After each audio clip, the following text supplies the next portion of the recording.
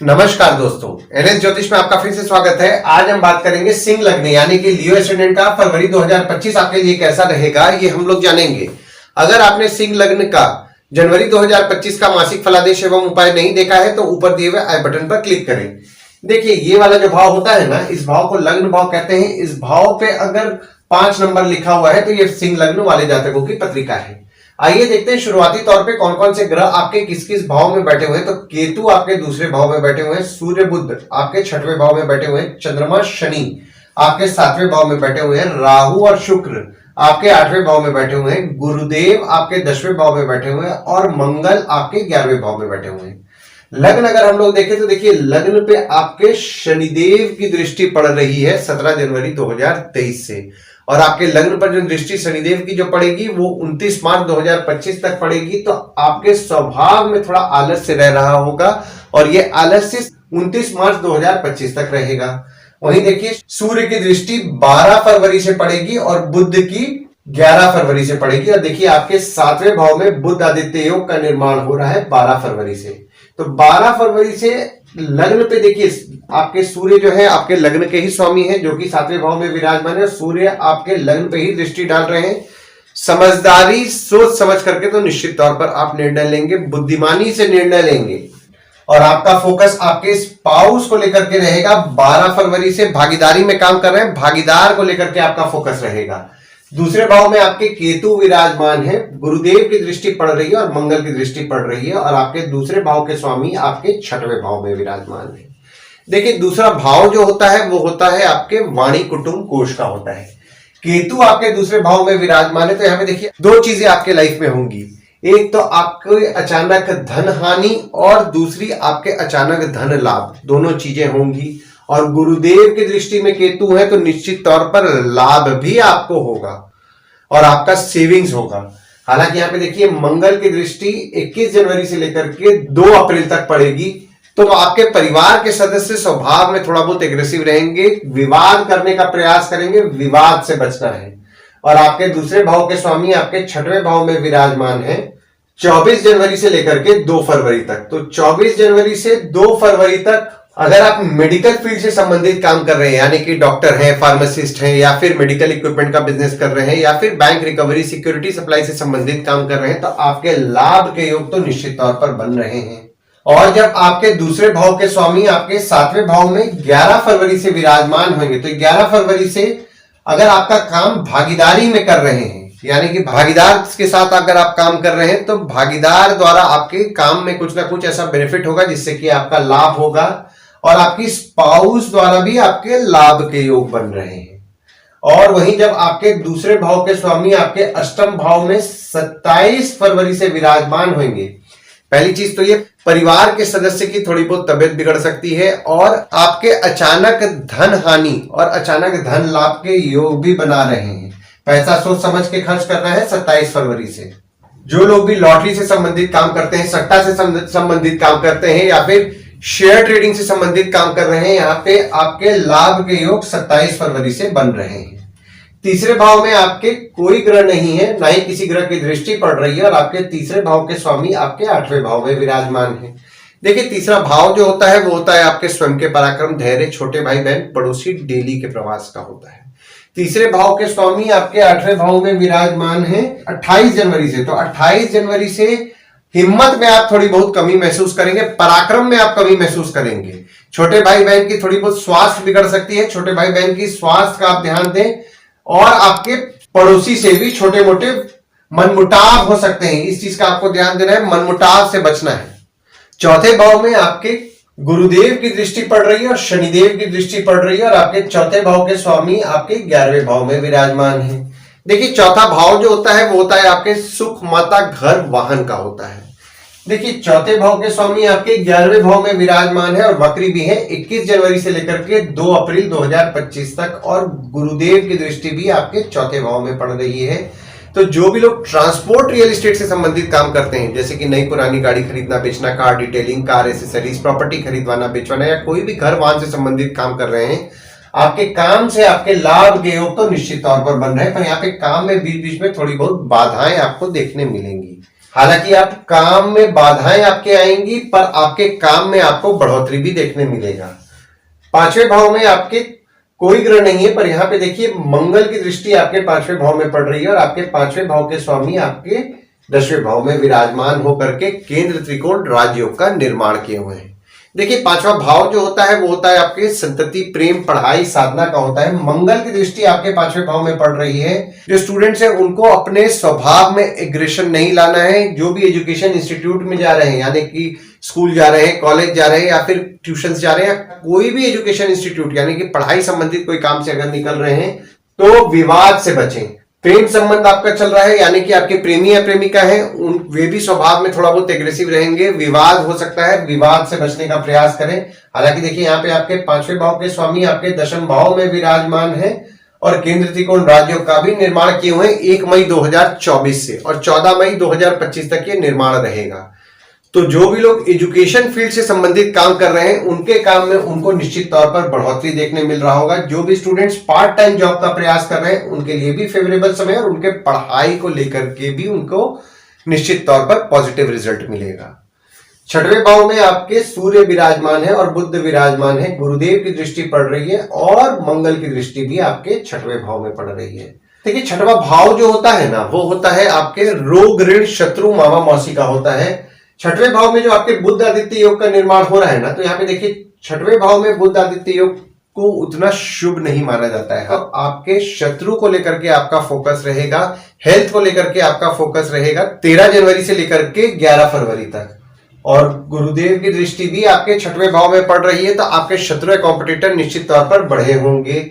और मंगल की दृष्टि भी आपके 6वें भाव में 21 जनवरी से लेकर के 2 अप्रैल तक पड़ रही है, यानी कि वक्री मंगल की दृष्टि पड़ रही है। तो देखिए यहाँ पे आपके शत्रु कॉम्पिटिटर स्वभाव में थोड़ा बहुत एग्रेसिव रहेंगे, विवाद करने का प्रयास करेंगे, विवाद से बचने का प्रयास करें। और आपके 6वें भाव के स्वामी आपके 7वें भाव में विराजमान है। तो अगर आप आपके मामा मौसी के साथ कोई काम पार्टनरशिप में करना चाह रहे हैं तो यहाँ पे देखिए आपके लिए फेवरेबल समय बन रहा है। 7वें भाव में आपके चंद्रमा विराजमान है, शनिदेव विराजमान है, सूर्य 12 फरवरी को विराजमान होंगे और बुध 11 फरवरी को विराजमान होंगे और शनिदेव यहाँ अपने राशि में ही बैठ करके शश नामक पंच महापुरुष योग का निर्माण किए हुए हैं। देखिए 7वां भाव जो होता है वो होता है आपके स्पाउस, भागीदार का होता है। चंद्रमा जो आपके 7वें भाव में विराजमान है ना, आपके 12वें भाव के स्वामी है जो कि 7वें भाव में विराजमान है। तो 1, 10, 11, 12, 27 और 28 तारीख को आपकी स्पाउस को लेकर के आपके खर्चे बढ़ेंगे। भागीदारी में काम कर रहे हैं, भागीदार को लेकर के खर्चे बढ़ेंगे, स्पाउस आपकी खर्चीली भी रहेगी। और अगर आपकी स्पाउस विदेश जाने का प्रयास कर रही है तो 1, 10, 11, 12, 27 और 28 तारीख आपके लिए फेवरेबल समय बन रहा है। अगर आप अपने भागीदार के साथ भी विदेश जाने का प्रयास कर रहे हैं तो यहाँ पे 1, 10, 11, 12, 27 और 28 तारीख आपके लिए फेवरेबल समय बन रहा है। हालांकि यहाँ पे देखिए शनिदेव भी आपके 7वें भाव में विराजमान होकर शश नामक पंच महापुरुष योग का निर्माण किए हुए 17 जनवरी 2023 से और 29 मार्च 2025 तक ये निर्माण रहेगा। तो यहाँ पे आपकी स्पाउस का सुख आपको निश्चित तौर पर अच्छा मिलेगा। भागीदारी में काम कर रहे हैं, भागीदार का सुख आपको अच्छा मिल रहा होगा।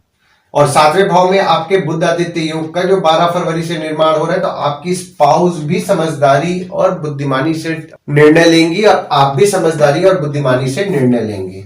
8वें भाव में आपके राहु विराजमान है, शुक्र विराजमान है और बुध 27 फरवरी को विराजमान होंगे और आपके 8वें भाव के स्वामी आपके 10वें भाव में विराजमान है। देखिए 8वां भाव जो होता है वो होता है आपके आयु, जीवन, मृत्यु, अचानक धन लाभ, ससुराल का होता है। राहु आपके 8वें भाव में विराजमान है 30 अक्टूबर से। तो आपके ससुराल वालों के स्वभाव में आपने नोटिस किया होगा कि 30 अक्टूबर 2023 से उनके स्वभाव में जिद बढ़ा हुआ है। हालांकि देखिए राहु 8वें भाव में विराजमान है ना, तो आपके अचानक धन लाभ के योग निश्चित तौर पर बना रहे हैं। और शुक्र जो आपके 8वें भाव में विराजमान है, शुक्र आपके 3रे भाव के स्वामी है और 10वें भाव के स्वामी है जो कि 8वें भाव में विराजमान है।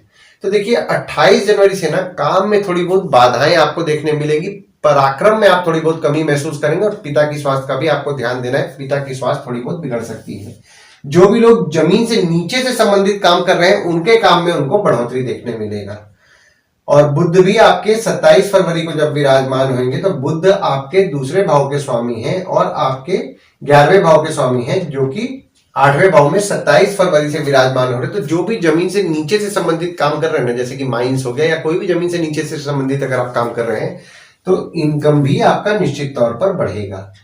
नवम भाव में आपके कोई ग्रह नहीं है, पर यहाँ पे देखिए शनिदेव की नीच की दृष्टि आपके नवम भाव में पड़ रही है और आपके नवम भाव के स्वामी आपके 11वें भाव में विराजमान है। देखिए नवम भाव जो होता है वो होता है आपके भाग्य, धर्म, जीजा, साली, साला, छोटे भाई के स्पाउस का होता है। शनिदेव की नीच की दृष्टि आपके नवम भाव में पड़ रही है तो भाग्य में आप थोड़ी बहुत कभी कभी कमी महसूस करते होंगे। आपके जीजा, साली, साला, छोटे भाई के स्पाउस हो गए, उनसे छोटे मोटे मनमुटाव हो सकते हैं, मनमुटाव से बचें। हालांकि यहाँ पे देखिए आपके नवम भाव के स्वामी आपके 11वें भाव में विराजमान है और वक्री भी है 21 जनवरी से लेकर के 2 अप्रैल तक। तो आपके इनकम के लिए निश्चित तौर पर आपका भाग्य साथ देगा। अगर आप कोई काम जनसंपर्क के थ्रू करना चाह रहे हैं, पहचान के लोगों के थ्रू करना चाह रहे हैं, बड़े भाई बहन के थ्रू करना चाह रहे हैं, तो भी आपका काम निश्चित तौर पर होगा, यानी कि भाग्य आपका साथ देने वाला है आपके काम में। दशम भाव में आपके गुरुदेव विराजमान है और आपके दशम भाव के स्वामी आपके अष्टम भाव में विराजमान है। देखिए दशम भाव जो होता है वो होता है आपके बॉस, पिता, काम, ऑफिस का होता है। गुरुदेव आपके दशम भाव में विराजमान है तो काम के रिस्पॉन्सिबिलिटी को निश्चित तौर पर बढ़ाएंगे, पर यहाँ पे आपके बॉस हो गए, पिता हो गए, उनसे छोटे मोटे मतभेद कराएंगे। हालांकि यहाँ पे देखिए काम में थोड़ी बहुत बाधाएं आपको देखने मिलेंगी 28 जनवरी से, पर इनकम आपका निश्चित तौर पर होगा। 11वें भाव में आपके मंगल विराजमान है और आपके 11वें भाव के स्वामी आपके 6वें भाव में विराजमान है। देखिए 11वां भाव जो होता है वो होता है आपके आय, यानी कि इनकम, दोस्त, पहचान के लोग, कम्युनिकेशन, बड़े भाई बहन का होता है। मंगल आपके 11वें भाव में विराजमान है और वक्री भी है 21 जनवरी से लेकर के 2 अप्रैल तक। तो आपके बड़े भाई बहन हो गए, दोस्त हो गए, पहचान के लोग हो गए, उनके स्वभाव में थोड़ा क्रोध बढ़ा होगा, छोटे मोटे विवाद होने की संभावनाएं बना रहे। विवाद से पहली चीज तो बचना है। हालांकि देखिए मंगल आपके नवम भाव के भी स्वामी है जो कि 11वें भाव में विराजमान है, तो इनकम के लिए आपका भाग्य निश्चित तौर पर साथ देगा। कम्युनिकेशन द्वारा काम करने का प्रयास कर रहे हैं उसमें भाग्य साथ देगा। पहचान वाले लोग द्वारा काम करने का प्रयास कर रहे हैं उसमें भी भाग्य साथ देगा। और अगर आपके बड़े भाई बहन द्वारा भी आप कोई काम में हेल्प लेने का सोच रहे हैं तो भी आपके बड़े भाई बहन आपको निश्चित तौर पर हेल्प करेंगे और आपका भाग्य भी अच्छा साथ देगा। और जब आपके 11वें भाव के स्वामी आपके 7वें भाव में 11 फरवरी से विराजमान होंगे तो 11 फरवरी से लेकर के 26 फरवरी तक अगर आप कोई काम भागीदारी में कर रहे हैं तो भागीदार द्वारा आपके लाभ के योग बन रहे हैं। अगर आपकी स्पाउस वर्किंग है तो आपकी स्पाउस द्वारा भी लाभ के योग बन रहे हैं। 12वें भाव में आपके कोई ग्रह नहीं है, पर यहाँ पे देखिए सूर्य की दृष्टि आपके 12वें भाव में पड़ रही है, बुध की दृष्टि आपके 12वें भाव में पड़ रही है और आपके 12वें भाव के स्वामी आपके 7वें भाव में विराजमान है। देखिए 12वां भाव जो होता है वो होता है आपके खर्च, जेल, फॉरेन, हॉस्पिटल, मोक्ष का होता है। 12वें भाव में देखिए सूर्य की दृष्टि पड़ रही है तो सरकारी नियम तोड़ने से बचें, खासकर 13 जनवरी से लेकर के 11 फरवरी तक। यहाँ पे सरकारी दंड भरना पड़ सकता है और कम्युनिकेशन डिवाइसेस को लेकर के आपके कुछ ना कुछ खर्चे बढ़ेंगे 24 जनवरी से लेकर के 10 फरवरी तक। हो सकता है आप कोई सेमिनार अटेंड करें जिसको लेकर के आपके खर्चे बढ़े, या फिर किताबों को लेकर के भी आपके खर्चे बढ़ेंगे। और जब चंद्रमा आपके 12वें भाव में 10, 11 और 12 तारीख को विराजमान होंगे तो देखिए चंद्रमा द्वारा 10, 11, 12 तारीख को आपके पत्रिका में विपरीत राज्यों का निर्माण हो रहा है। तो अगर कोई काम आप करने का प्रयास कर रहे हैं जिसमें कि पैसे के थ्रू आपका काम होना है तो 10, 11, 12 तारीख आपके लिए फेवरेबल रहेगा।